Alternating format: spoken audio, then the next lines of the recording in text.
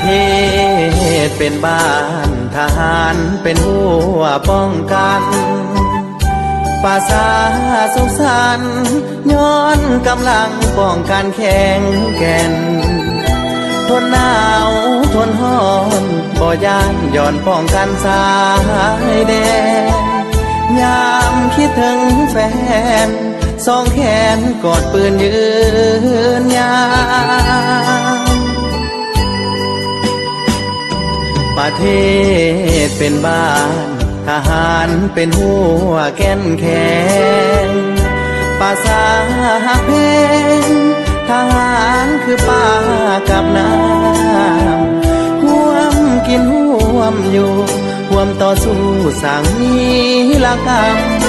ปกป้องพื้นแผ่นดินคำมีคุณค่าล้ำเนื้อดวงชีวิต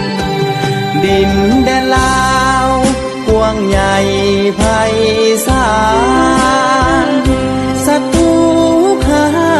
นจึงเหลือแต่เพียงเท่านี้บ่ให้เสียอีกคนลาวต้องสามัคคีถ้าหากพื้นดินตอนนี้เสียไปเฮาจะอยู่ไส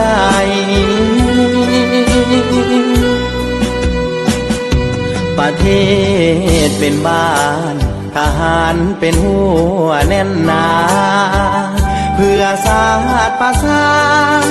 ทหารอาสาหับสายได้หาบของฝากจากแนวหลังสุดแสนดีใจยังมีสารอวยพรส่งให้เป็นกำลังใจทหารชายแดน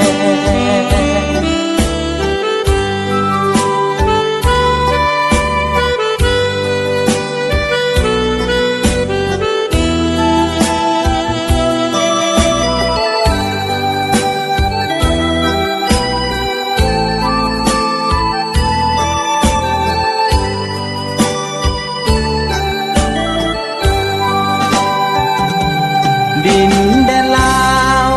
กว้างใหญ่ไพศาล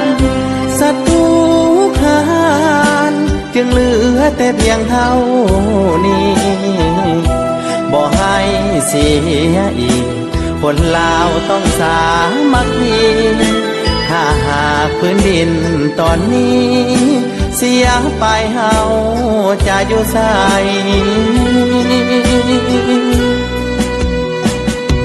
ประเทศเป็นบ้านทหารเป็นหัวแน่นหนาเพื่อชาติภาษาทหารอาสา